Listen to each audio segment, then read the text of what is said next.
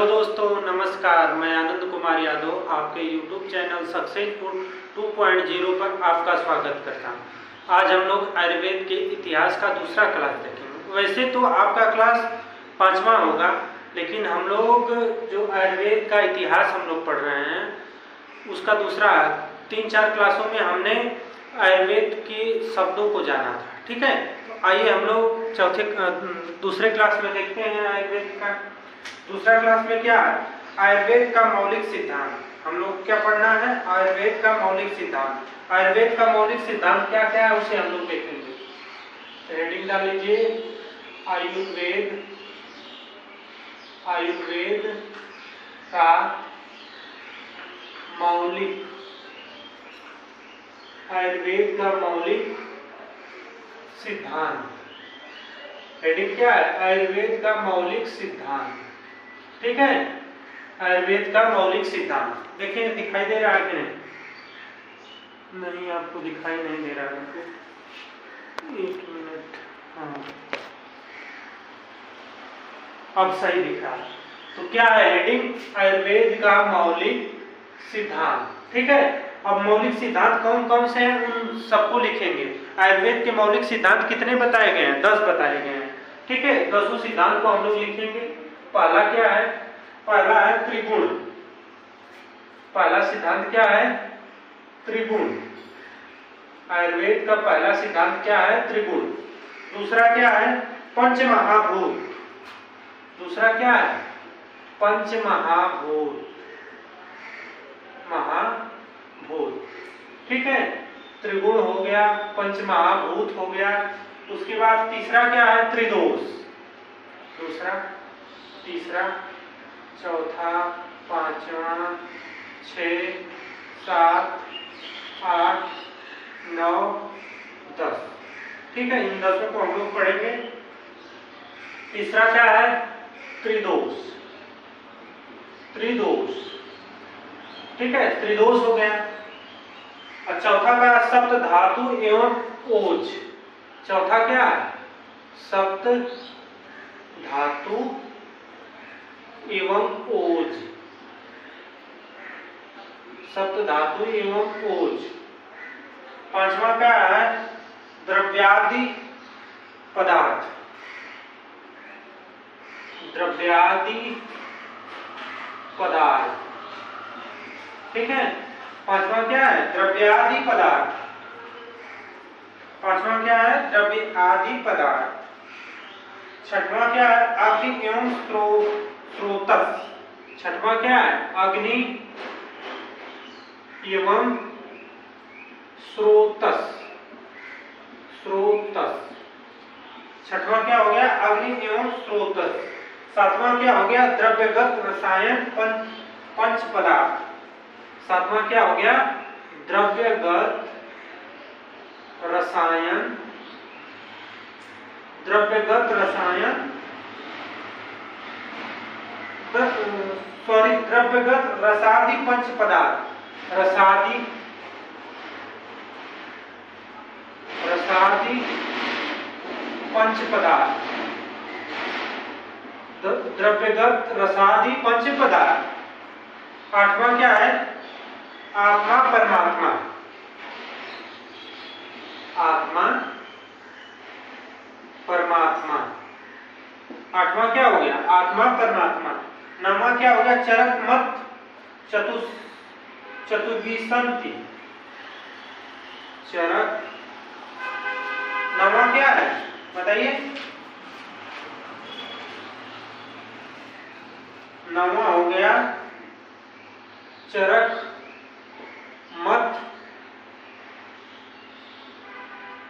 चतुर्विंशति। चरक मत चतुर्विंशति एवं सुश्रुत मत से पंचविंशति। चरक मत से 4 विषय बताए गए हैं, सुश्रुत मत से 5 तथा एवं सुश्रुत कामत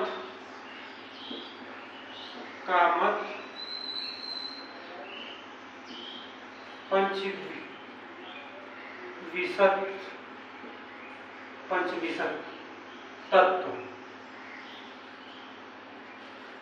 चरक ने 4 विषय तत्वों को बताया और सुश्रुत ने 5 विषय को बताया। 10वां पुनर्जन्म,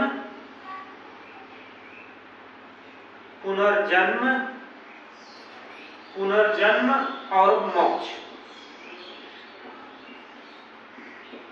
मोक्ष। तो आइए इसको एक बार फिर हम लोग रिवाइज कर लेते हैं। आयुर्वेद का सिद्धांत, आयुर्वेद का मौलिक सिद्धांत। आयुर्वेद इसी मौलिक सिद्धांतों पर काम करता है, यानी आयुर्वेद के 10 मौलिक सिद्धांत हैं। क्या क्या है? त्रिगुण हो गया, पंचमहाभूत हो गया, त्रिदोष हो गया, सप्त धातु एवं ओज हो गया, द्रव्यादि पदार्थ हो गया, अग्नि एवं स्रोतस हो गया, द्रव्यगत रसादि पंच पदार्थ हो गया, आत्मा परमात्मा हो गया। चरक मत के अनुसार चतुर्विश मतलब चार पदार्थ बताए गए हैं और सुश्रुत मत के अनुसार 5 पदार्थ बताए गए हैं। पुनर्जन्म और मोक्ष, ठीक है। इन सभी के बारे में हम लोग देख लेते हैं। अब हम लोग का देखिए ऑप्शनल वाला एग्जाम है। ऑप्शनल वाला एग्जाम है तो सबका डिटेल हम लोग को परिभाषा तो जानना जरूरी नहीं है। इसमें क्या होता है महसूसी को हम लोग जान लेंगे तो उसको आगे हम लोग उसको कर सकते हैं। तो त्रिगुण क्या होता है? सत्व रज तम होता है। त्रिगुण क्या होता है? त्रिगुण सत्व रज तम। त्रिगुण क्या हुआ? सत्व रज तम हो गया। पंचमहाभूत क्या हुआ? पंचमहाभूत पृथ्वी जल अग्नि वायु आकाश। पंचमहाभूत क्या हुआ? पृथ्वी जल अग्नि वायु और आकाश। पंचमहाभूत पदार्थ क्या क्या है? पृथ्वी जल अग्नि वायु आकाश। इन सभी 5 पदार्थों को मिलाकर पंचमहाभूत बनेगा। हमारा शरीर किससे बना है? पंचमहाभूत से बना है। इसी से पृथ्वी जल अग्नि वायु आकाश से मिलकर बना, ठीक है। उसके बाद त्रिदोष पर आएंगे। त्रिदोष क्या हो गया? वात हो गया, पित्त हो गया और कफ। त्रिदोष क्या हो गया? वात पित्त कफ। त्रिदोष में क्या हो गया? वात पित्त कफ। त्रिदोष में क्या हुआ? वात पित्त कफ हो गया। अब देखिए सप्त धातु पढ़ेंगे हम लोग। रस रक्त मांस में अस्थि मज्जा शुक्र। सप्त धातु क्या हो गया?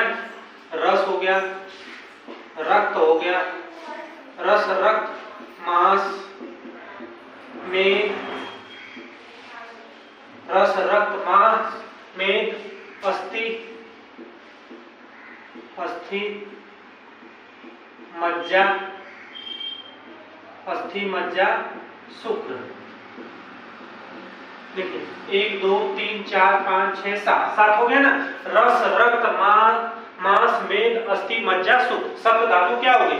रस रक्त मांस मेद अस्थि मज्जा शुक्र। इसी अब देखिए द्रव्यादि पदार्थ। द्रव्यादि पदार्थ हम लोग देखेंगे, जैसे जो आयुर्वेदिक द्रव्य है वो द्रव्यादि पदार्थ होंगे। अग्नि देख लेंगे, अग्नि एवं स्रोतस। अग्नि क्या है? 3 अग्नियां होती है, जठराग्नि, धात्वाग्नि, भूताग्नि। अग्नियां कितना होती हैं? अग्नि 3 होती है। शॉर्ट में ही बता रहे हैं, अग्नि 3 होती हैं। जठराग्नि, जठराग्नि के बाद धात्वाग्नि, भूताग्नि, धात्वाग्नि और उसके बाद क्या आएगा? भूताग्नि, ठीक है। तो हमारे शरीर में कितनी अग्नियां होती हैं? 3 होती हैं, जठराग्नि, धात्वाग्नि, भूताग्नि, ठीक है। ये अब देखिए इसके बाद द्रव्यगत रसादि पदार्थ आएगा। स्रोतस का मतलब हो जाएगा शरीर में विभिन्न मतलब द्रव्यादि पदार्थ में हो जाएगा। द्रव्यादि पदार्थ हम लोग लिख सकते हैं द्रव्य गुण कर्म। द्रव्यादि पदार्थ में क्या हो जाएगा? द्रव्य हो गया, गुण हो गया, कर्म हो गया। द्रव्य हो गया, गुण हो गया, कर्म हो गया, सामान्य विशेष, सामान्य विशेष, सामान्य विशेष, समवास, समवास, ठीक है। इसके बाद द्रव्यगत रस पंच पदार्थ क्या हो जाएगा, द्रव्यगत रस पंच पदार्थ हो जाएगा। रस, गुण,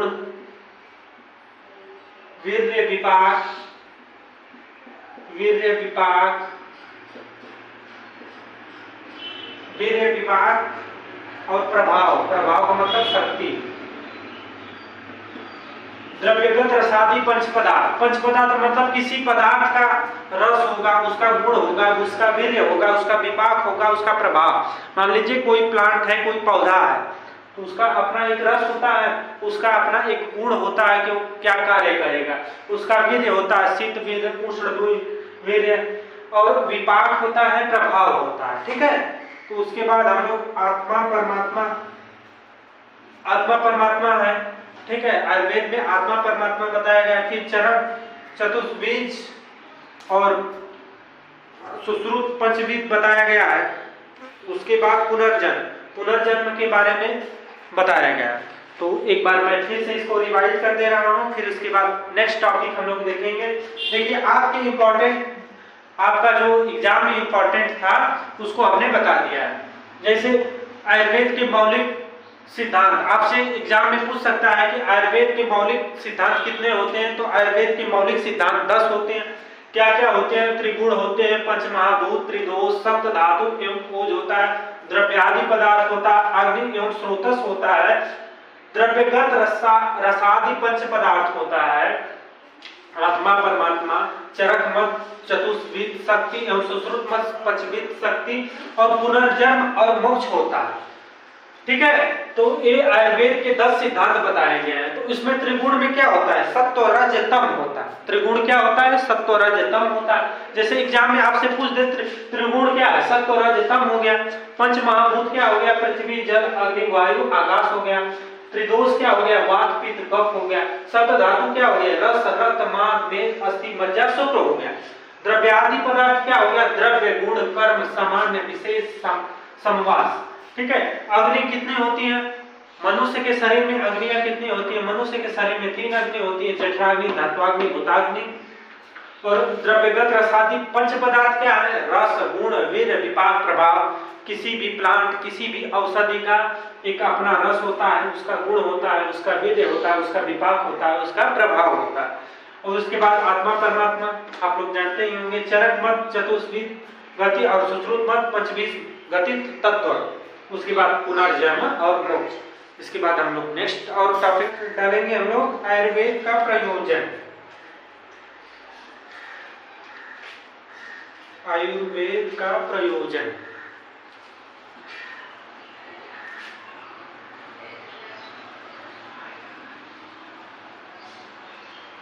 आयुर्वेद का प्रयोजन।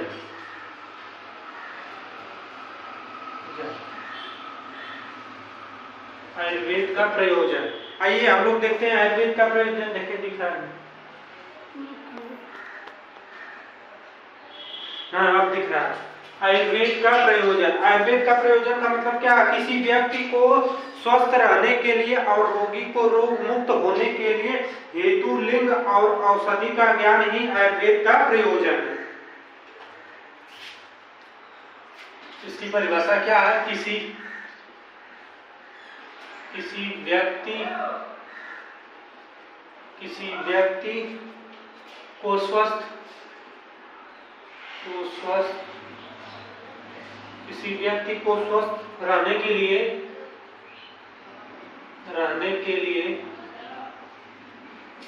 किसी व्यक्ति को स्वस्थ रहने के लिए और रोगी को रोग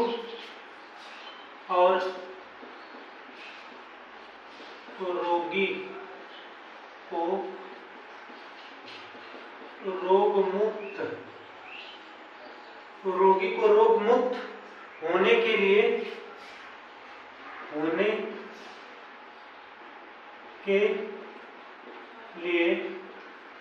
किसी व्यक्ति को स्वस्थ रहने के लिए और रोगी को रोग मुक्त होने के लिए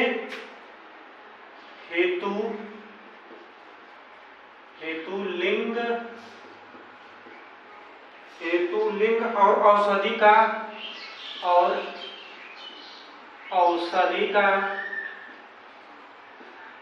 और औषधि का ज्ञान ही आयुर्वेद का प्रयोजन कहलाता है। आयुर्वेद का प्रयोजन कहलाता है।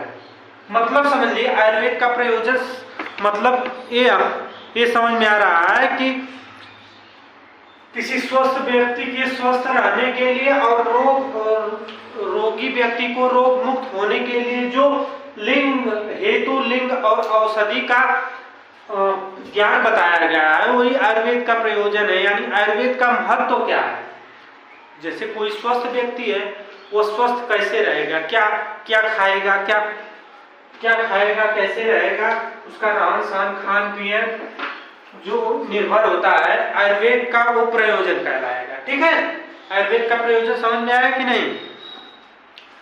इसमें हेतु लिंग और औषधि इस पर निर्भर होती है। उसका कारण क्या है, लिंग मतलब वो सिम्टम, अगर कोई रोगी है तो कैसे रोगी हुआ है, क्या उसके अंदर क्या प्रॉब्लम हो गई है, कैसे रोगी हो गया। लिंग औषधि, उसमें औषधि क्या दी जाएगी, औषधि हो गया। ठीक है, तो अब इसके बाद हम लोग आते हैं पढ़ते हैं तीन उपस्तंभ। तीन उपस्तंभ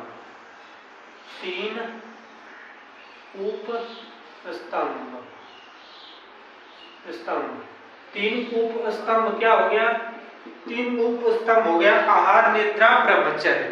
तीन उपस्तंभ क्या है, आहार निद्रा और ब्रह्मचर्य। तीन उपस्तंभ क्या, आहार निद्रा ब्रह्मचर्य। त्रिविध बल, त्रिविध बल क्या है, त्रिविध बल। त्रिविध बल में क्या हो गया, सहज बल, कालज बल, युक्ति बल। त्रिविध बल क्या है, सहज बल, सहज बल, कालज बल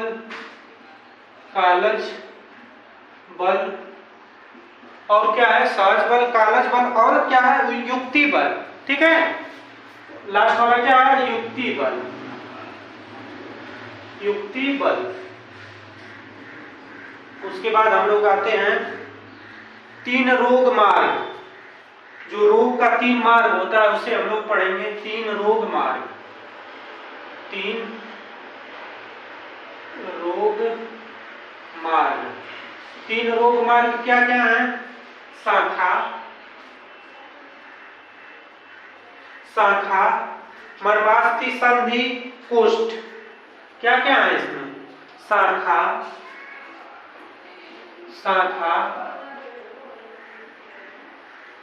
मर्मास्थि, संधि, मर्मास्थि, संधि, मर्मास्थि, संधि,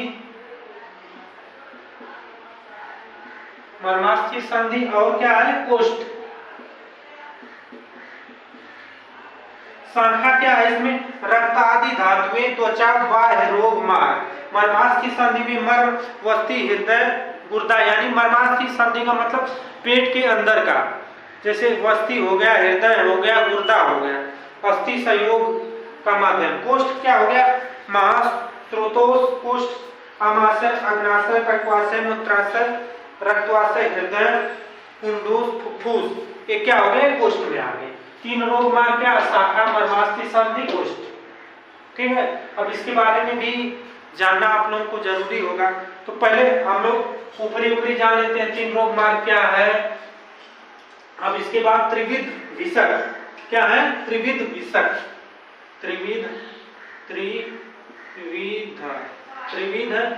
विषक, त्रिविध विषक। त्रिविध विषक क्या है, त्रिविध विषक क्या, अद्यमचर,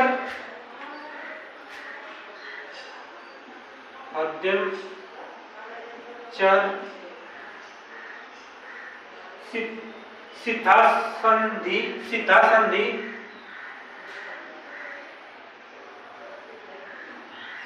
सिद्धा संधि,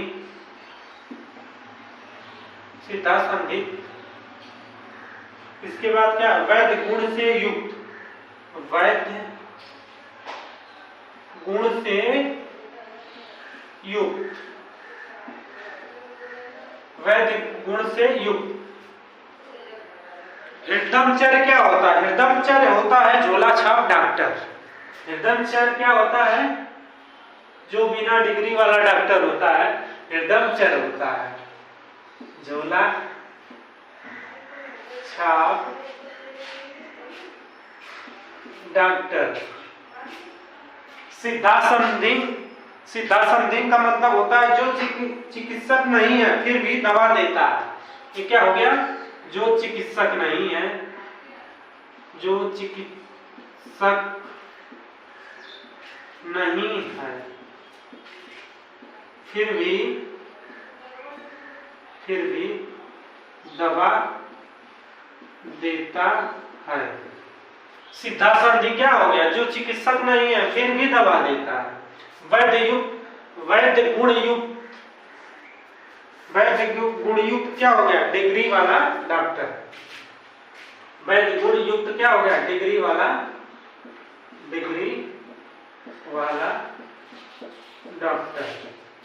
आपसे अगर कोई पूछ दे त्रिविध भिषक क्या हो गया? त्रिविध भिषक 3 प्रकार के डॉक्टर आप लोगों को देखने को मिलेंगे, हृदयचर, सिद्धा संधि, वैध गुण युक्त। अब इसके बाद हम लोग आते हैं, देखेंगे त्रिविध औषध। त्रिविध औषध क्या होगा? त्रिविध औषध में 3 औषधि होती है।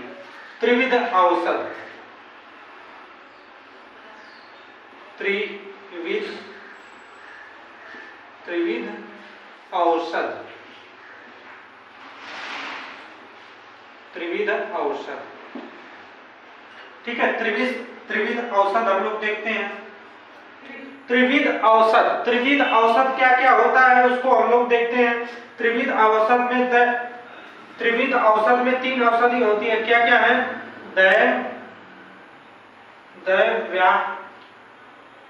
व्यापाश्रय, देव व्यापाश्रय। पहली होगी व्यापाश्रय, पहली औषध देव व्यापाश्रय। दूसरी युक्ति व्यापाश्रय, व्यापाश्रय। पहली हो गई दैव व्यापाश्रय, दूसरी हो गई युक्ति व्यापाश्रय, तीसरी हो गई सत्वावजय।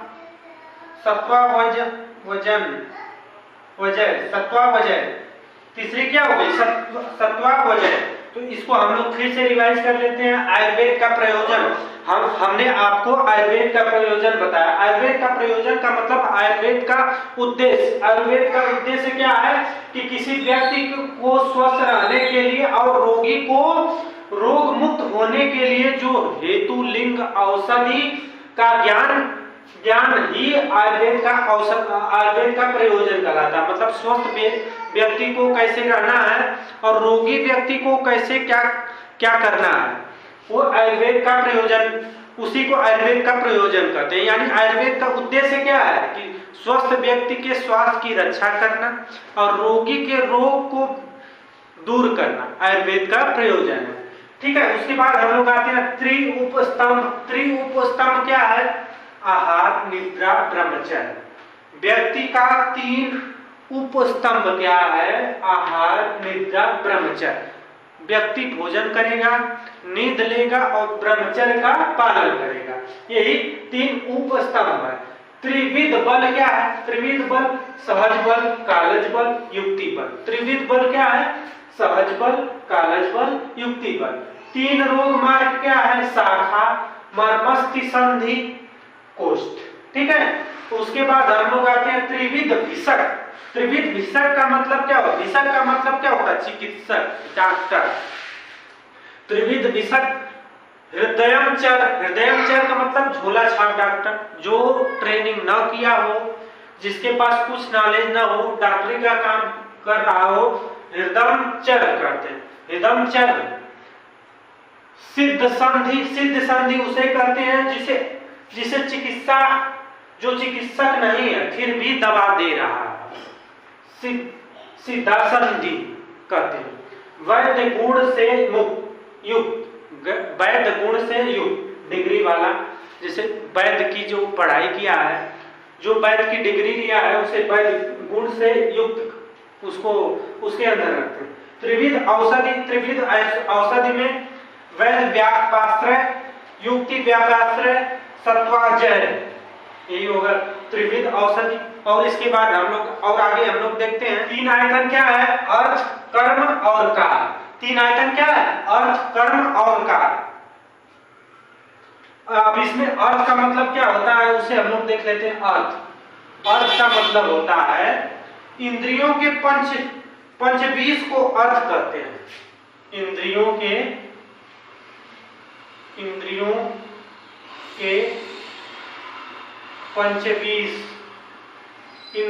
पंचबीस को अर्थ कहते हैं। इंद्रियों के पंचबीस को अर्थ करते हैं। कर्म किसे कहते हैं, कर्म किसे कहते हैं, कायिक, वाचिक, मानसिक द्वारा किए गए कार्य कर्म कहलाता है। कायिक,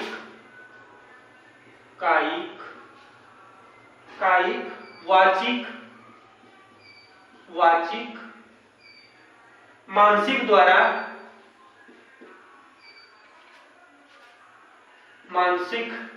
मानसिक द्वारा किया गया कार्य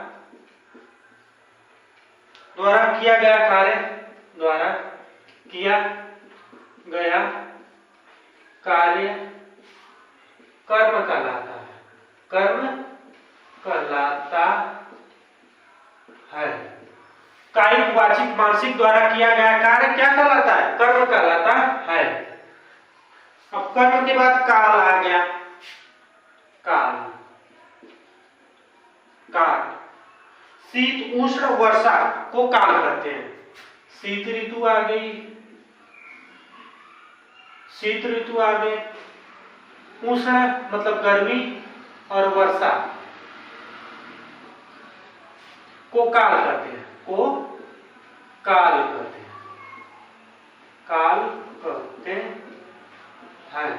अब देखिए इसमें कायिक, वाचिक, मानसिक क्या होता है उसे हम लोग देख लेते हैं। कायिक, वाचिक, मानसिक, तो हम लोग पहले कायिक डाल लेते हैं। कायिक क्या हो गया, शरीर द्वारा किया गया कार्य कायिक कहलाता है। शरीर द्वारा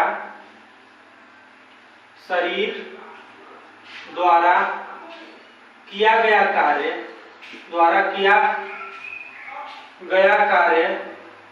शरीर द्वारा किया गया कार्य कायिक कहलाता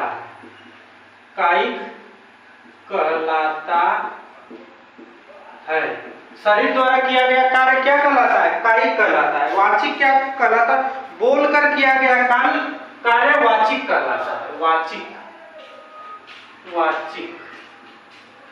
वाचिक क्या होता है, बोलकर किया गया कार्य वाचिक कहलाता है। बोलकर किया गया कार्य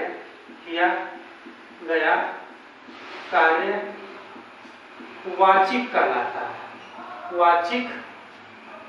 कहलाता है। और वाचिक के बाद मानसिक क्या हुआ,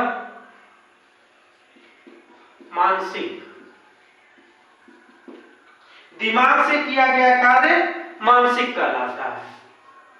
दिमाग से किया गया कार्य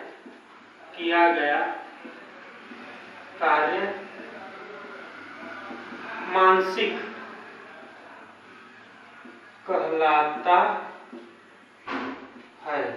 दिमाग से किया गया कार्य क्या कहलाता है, मानसिक कहलाता है। अब इसके बाद हम लोग तीन रोग पर आते हैं। तीन रोग क्या होता है, तीन रोग क्या हो गया, निज आगंतुक मानस,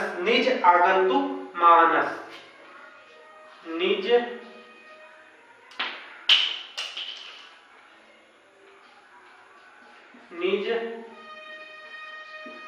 आगंतुज,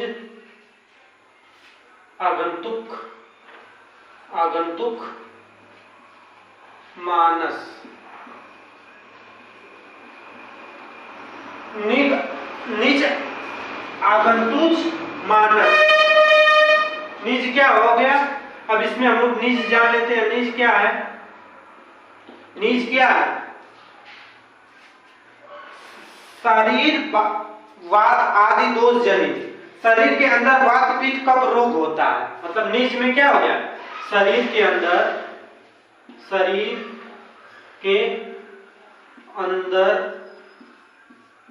वात पित्त कफ रोग होता है। निज का मतलब क्या हो गया? शरीर के अंदर वात पित्त कफ रोग होता है। निज हो गया आगंतुक, आगंतुक, आगंतुक,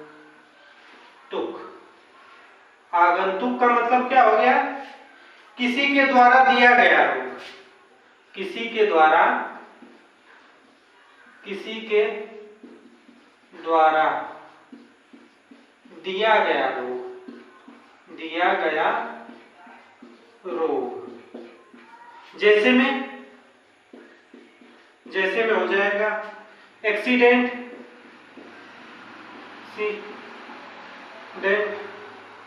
एक्सीडेंट, जल जाना, जल जाना, किसी को मार देना, चोट लगाना, किसी को मार कर चोट लगाना आदि। निज आगंतुक मानस, मानस रोग क्या है? मानस, शोक हर्ष, शोक ज्यादा हर्ष करने से रोग होता है, करने से रोग होता है। सोचने से होने वाला रोग स्वयं के द्वारा वह रोग मानस कहलाता है। सोचने से होने वाला रोग, सोचने से होने वाला रोग स्वयं के द्वारा हुआ रोग, स्वयं के द्वारा, स्वयं के द्वारा हुआ रोग मानस रोग कहलाता है। तो इसको एक बार मैं फिर से रिवाइज कर दे रहा हूं। क्या क्या दिया? तीन आयतन, तीन आयतन क्या है? अर्थ, कर्म और काल। तीन आयतन क्या है? अर्थ, कर्म और काल। अर्थ का मतलब क्या? इंद्रियों के पंचविष को अर्थ करते हैं। तीन आयतन क्या हो गया? अर्थ, कर्म और काल। अर्थ का मतलब क्या हो गया? इंद्रियों के पंचविष को अर्थ करते हैं। कर्म किसे करते हैं? कायिक, वाचिक, मानसिक द्वारा किया गया कार्य को कर्म करते हैं। काल क्या हो गया? शीत हो गया, उष्ण हो गया, वर्षा। इन तीनों को काल कहा जाता है। अब देखिए कर्म में कायिक, वाचिक और मानसिक आया था। तो कायिक का मतलब क्या हो गया? कायिक का मतलब हो गया शरीर के द्वारा किया गया कार्य, शरीर द्वारा किया गया कार्य कायिक कहलाएगा।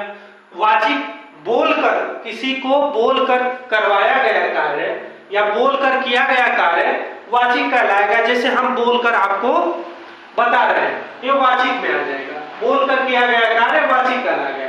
मानसिक, दिमाग से किया गया कार्य मानसिक कहलाता है। जैसे दिमाग से कोई कार्य करता है उसे क्या कहते हैं? मानसिक। अब तीन रोग आ गया, ठीक है, तीन रोग आ गया। तीन रोग क्या हो गया? निज, आगंतुक और मानस। अब देखिए तीनों रोग क्या है? निज क्या? शरीर के सबको पता है कि शरीर के अंदर वात पित्त कफ होता है, ठीक है। शरीर के अंदर वात पित्त कफ के द्वारा हुआ रोग निज रोग कहलाएगा। आगंतुक रोग मतलब किसी के द्वारा दिया गया रोग, मतलब कोई आपको चोट पहुंचा दिया, क्या किसी के द्वारा आपका एक्सीडेंट हो गया या किसी ने आपको जला दिया, वो क्या हो गया, वो आगंतुक में आ गया। यानी किसी के द्वारा आपको जो रोग उत्पन्न हुआ है वो आगंतुक में आ जाएगा। मानस में क्या आ जाएगा, आप किसी चीज का बहुत ज्यादा शोक कर रहे हैं या आप किसी चीज का बहुत ज्यादा खुशी मना रहे हैं, उत्साह मना रहे हैं, सोच रहे हैं उसके बारे में, और आपके स्वयं के द्वारा जो रोग उत्पन्न होगा, आपका ब्लड प्रेशर बढ़ेगा, आपको ब्रेन में प्रॉब्लम होगी, वो क्या कहलाएगा, मानस रोग कहलाएगा, ठीक है। तो यहीं पर इस क्लास को खत्म करते हैं। आप लोगों को क्लास कैसा लगा जरूर बताइएगा। अगर अच्छा लगा होगा तो अपने दोस्तों के साथ शेयर करिएगा। धन्यवाद।